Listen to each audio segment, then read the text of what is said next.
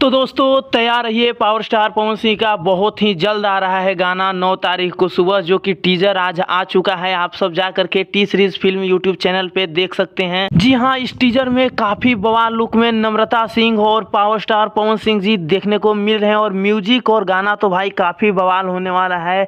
तो आप सब तैयार रहिए, बहुत ही जल्द आ रहा है गाना आप सबके बीच। और टी सीरीज से टीजर आज आ चुका है, जा करके देखिए और उस पर प्यार दुलार आशीर्वाद दीजिए। साथ ही अगर हमारा वीडियो अच्छा लगे तो वीडियो को लाइक करके शेयर करना नहीं भूलिएगा, और प्यारा सा कमेंट जरूर कर दें कि यह गाना कैसा होने वाला है।